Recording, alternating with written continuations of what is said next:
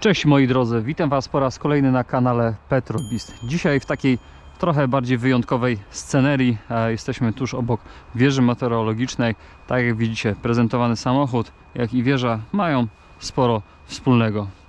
Panie i panowie, babcie i dziadkowie, chłopcy i dziewczęta, Audi S1 rocznik 2014. Ten konkretny samochód jest moim prywatnym samochodem, który użytkuję mniej więcej od roku, półtorej. Historię tego samochodu znam jednak dużo wcześniej, ponieważ poruszała się nim moja znajoma ze szkoły, którą z tego miejsca serdecznie tutaj pozdrawiam, a następnie samochód trafił w ręce kolekcjonera na południu Polski, który dosyć mocno ten samochód zmodyfikował, o czym już za chwilkę Wam opowiem. Co tak naprawdę wyróżnia S1 od standardowej A1 tej generacji? No, przede wszystkim układ napędowy. Inżynierowie Audi opracowali coś naprawdę wspaniałego.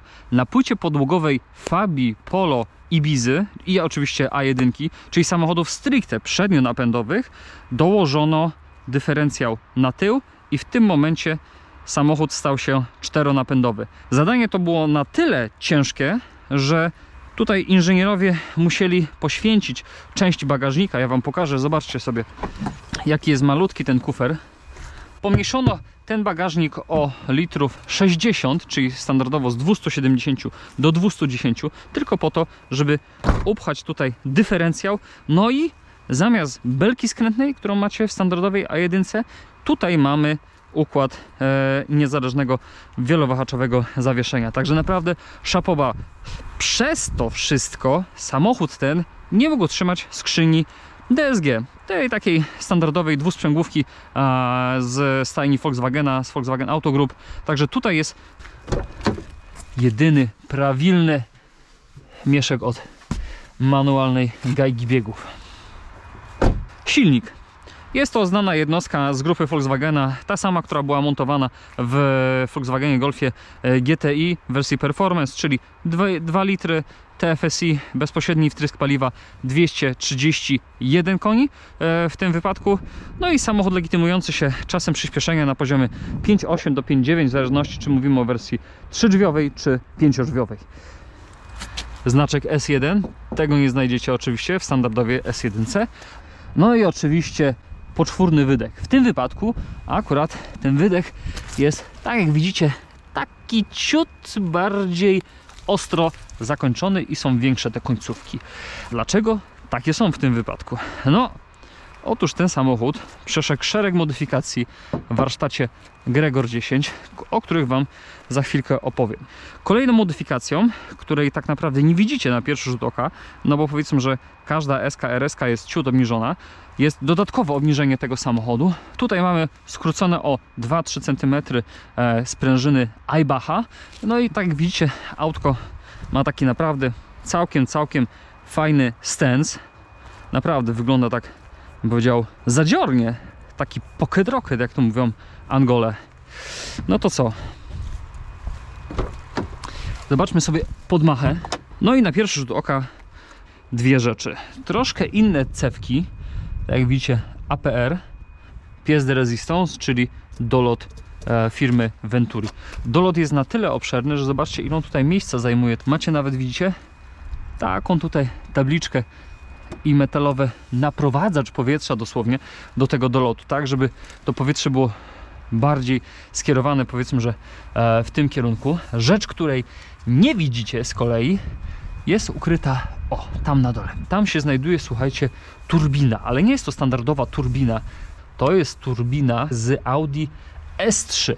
No i ta turbina, wyobraźcie sobie, jest to hybrydowe rozwiązanie firmy Perun. Także w tym momencie, zgodnie z wykresem, samochód ma moc dosłownie wszędzie, a kręci się jak Honda na Witeku albo, jak to Polacy zwykli mówić, VTEC-u. Te wszystkie modyfikacje przełożyły nam się na konkretny przyrost mocy. 231 koni, tak jak mówiłem w standardzie, w tym wypadku 430 koni. Moc jest praktycznie, że podwojona. Standardowo 380 Nm, ten konkretny egzemplarz jest zestrojony na Nm 510. Także powiedzmy, że bezpiecznie ten silnik ma jechać w każdym zakresie obrotów, ten samochód ma być użytkowy. Tutaj jest jeszcze założona standardowa skrzynia biegów, ale już jest zmieniony z kolei układ cały sprzęgła tarczy docisku koła dwumasowego. Jest to całkowity komplet firmy Zax, model Performance. Tak jak się domyślacie, nie jest to takie standardowe rozwiązanie, także autko jest ciut bardziej wymagające, szczególnie w ruchu ulicznym. Bez zbędnego pitolenia zasiadam za kółkiem, no i co? Standardowo samochód posiada 3 tryby, a w zasadzie 2. Oprócz tego, że mamy tryb auto, który samemu sobie dostosowuje wszystkie parametry, mamy tutaj tylko i wyłącznie tryb Efficiency i Dynamic. Fajne jest to, że ten konkretny egzemplarz ma zestrojone Pops and Banksy w każdym tak naprawdę trybie. O tym się możecie przekonać już dosłownie za chwilkę. Kilka słów na temat tego, co w tym samochodzie jest warte uwagi. Przede wszystkim moc. Moc tego konkretnego egzemplarza jest po prostu powalająca. Tutaj nie ma takiej tak naprawdę luki, w którą byście się nie zmieścili. Nie ma takiego miejsca, którego byście nie mogli przejechać na pełnej petardzie. Ten samochód po prostu wyrywa do przodu jak po pip, pip, pip, pip, pip. Układ kierowniczy, on jest powiedzmy, że całkiem spoko, ale nie daje Ci tyle feedbacku, ile dałby Ci inny tego typu usportowiony samochód. Odwołam się tutaj do usportowionych BMW-ek czy też Mercedesów, ale nawet w stajni Audi bywały modele, które miały więcej feelingu na kółku. Także tutaj pod tym kątem uważam, że Audi mogło się trochę bardziej postarać, no ale wciąż jest to model jedynie z serii S, a nie z serii RS. Audi RS1 tak naprawdę nigdy by nie wyszło. Ten konkretny egzemplarz można by w sumie nazwać taką, powiedzmy, że semi RS1 z uwagi na to, że ma tyle mocy. Siupa.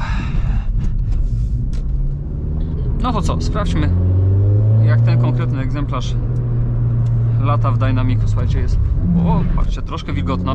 Po odjęciu gazu auto nam się trochę zawinęło w zakręcie. To jest charakterystyczna cecha tego typu krótkich samochodów, którym jest właśnie S1.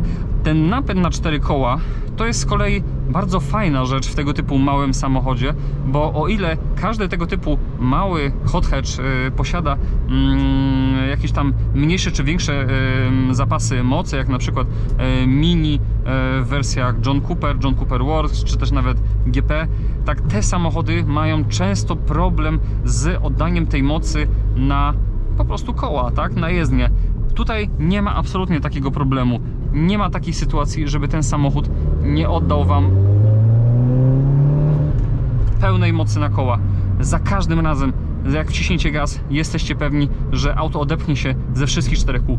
Następna, dosyć istotna rzecz. Au, au. Za każdym razem, au. Jezuniu. Za każdym razem, jak będziecie tutaj jechać tym samochodem przez tego typu drogę, która jest najeżona dosłownie studzienkami na prawo i lewo. Swoją drogą, powiedzcie mi, czemu tych studzienek nie można w końcu kuźwa zrobić tak, żeby one były równo zricowane z jezdnią? Tyle lat, Kyrie eleison w tym kraju i wciąż takim samochodem trzeba omijać studzienki. W tym aucie konkretnie obniżono zawieszenie o te 2-3 cm i powiem Wam szczerze, gdybym to ja był odpowiedzialny za tą modyfikację, to chyba bym się jej w ogóle nie podejmował. Już samo w sobie S1 standardowo jest dosyć sztywnym samochodem. No oczywiście tego typu rozmiary wymuszają na tym autku, żeby ono było zwarte i gotowe. Zobaczcie, jak przejeżdżamy przez ten próg. Dosłownie skacze jak piłeczka ping-pongowa, a my wciąż jesteśmy w trybie Efficiency, w trybie Dynamic. Będzie to jeszcze bardziej spotęgowane. Pora przejść do następnego punktu. Dźwięk. Tak jak słyszycie, w tym aucie dźwięk naprawdę nie stanowi żadnego problemu. I to niezależnie od trybu, czy Efficiency, czy Dynamic, ale damy tutaj taką, powiedzmy, że małą próbkę dźwięku. Redukcja do 2. Słyszeliście?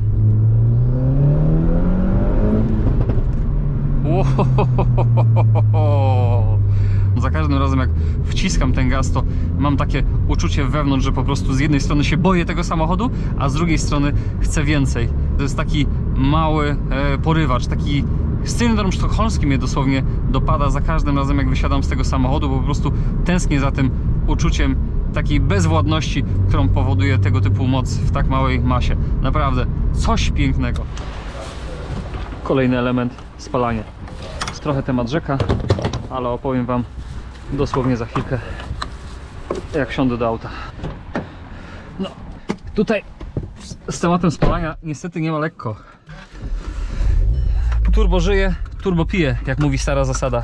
Nie spodziewajcie się wyników na bieżąco w granicach 5, 6, 7 litrów. Nie, oj, nie. Ten samochód potrafi Was nawet niemile zaskoczyć. Standardowa trasa to są powiedzmy wartości między 10 a 12 litrów. Taka trasa powiedzmy, że krajówką, trasa ekspresówką, no to tutaj już w zależności od tego oczywiście czy bawicie się czy nie, pomiar spalania możecie sobie zobaczyć tutaj w prawym górnym rogu. Ja tak tylko od siebie powiem, że taki najmniejszy wynik spalania, najniższe spalanie jakie kiedykolwiek osiągnąłem, to było gdzieś w granicach 6,5 litra z trasy Poznań-Kołobrzeg. Jechałem bardzo po emerycku, planowałem wszystkie wyprzedzania. Jakby samochód nie wysilał się za bardzo. Dodatkowym problemem S1 i ogólnie samochodów tego typu pokroju są małe zbiorniki paliwa.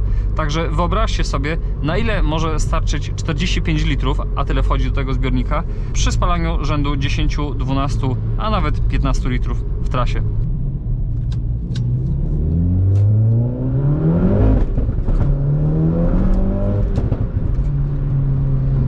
Tak się to właśnie robi w tym samochodzie. Szybkie, krótkie wyprzedzanko, bez zbędnego pitolenia. No to może przejdźmy do chyba najmniej przyjemnej rzeczy przy tego typu samochodzie, a mianowicie koszty. Same koszty zakupu już tego auta są stosunkowo wysokie, bo tak jak sobie zobaczycie w przekroju ogłoszeń, czy w Polsce, czy za granicą, te samochody rzadko kiedy oscylują poniżej 90 tysięcy złotych. Ciężko dla tego samochodu znaleźć jakąkolwiek sensowną konkurencję. No bo ponownie, Fiesta ST, napęd naprzód, Polo tak samo, Ibiza, Cupra, FR podobnie, tak samo Mini. Jedyny samochód z napędem na 4 koła i w tej wielkości zaczął być produkowany dopiero niedawno. Jest to Toyota Yaris w wersji GR, ale tamten samochód nie jest takim bezpośrednim konkurentem dla tego auta, no bo jest zdecydowanie bardziej surowy, ma dużo takich elementów typowo mechanicznych, takich nazwijmy to rajdówkowych, tak? Ten napęd to nie jest Haldex, tak jak w tym samochodzie, czyli że on potrafi być tam gdzieś ciut oszczędniejszy, tylko to już jest taki naprawdę napęd na 4 koła z prawdziwego zdarzenia, taki, który mogliście spotkać sobie we wcześniejszych generacjach Subaru Imprezy, czy też Mitsubishi Evo Lancera. Tutaj jest taki samochód, który jest bardziej do jazdy na co dzień, jest on lepiej wykonany na pewno niż Toyota. Teraz szybki soundcheck i redukcja na 2.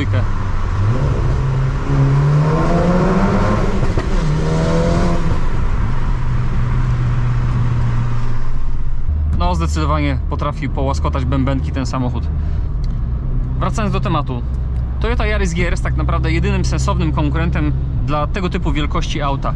Ale z drugiej strony, patrząc na budżet w okolicach 100 tysięcy złotych, można by się już pokusić o Audi S3 czy też Golfa R generacji 6 czy generacji 7, ale no znowu, ten samochód jest ciut mniej surowy niż S1. S1 przez to, że jest samochodem krótkim, jest samochodem bardzo narowistym, samochodem, który trzeba umieć prowadzić. To nie jest auto, do którego może wsiąść każdy kierowca po odebraniu prawa jazdy i zapieprzać nim tyle, ile fabryka dała. Oj nie! No i sprzęgło. Wymieniona na zestaw Zax Performance. I nie czarujmy się, nie jest to idealny motyw do miasta, nie jest to idealne rozwiązanie na wielkomiejskie korki. Tutaj za każdym razem, kiedy odpuszczacie sprzęgło, wasze kolana i wasze stawy skokowe wam dziękują, że już zmieniliście bieg. Samochody z automatyczną skrzynią, czy też skrzynią dwusprzęgłową DSG będą zdecydowanie lepsze do miasta, ale również przy dynamicznej jeździe, no bo jeśli komuś zależy na tym, żeby urywać dziesiątki setnych sekundy na czasach przyspieszeń, czy ewentualnie na rolkach, no to tego typu rozwiązanie będzie zdecydowanie lepsze aniżeli manualna skrzynia biegów. To jest, powiedzmy, że coś, z czego się będą cieszyć tacy puryści, ci, którzy kupują samochód dla przyjemności z jazdy, a nie dla samych cyferek. Więc pod tym kątem dla mnie ten samochód jest naprawdę super. Z mojej perspektywy również stosunkowo niskie będą koszty utrzymania takiego samochodu. Idąc coś wysokolitrażowego, należy się liczyć z tym, że auto będzie miało więcej cylindrów aniżeli 4, że ponownie wymianę na przykład świec zapłonowych będą znacznie droższe, tak, że wymiany cewek i tak dalej będą tutaj kosztować więcej.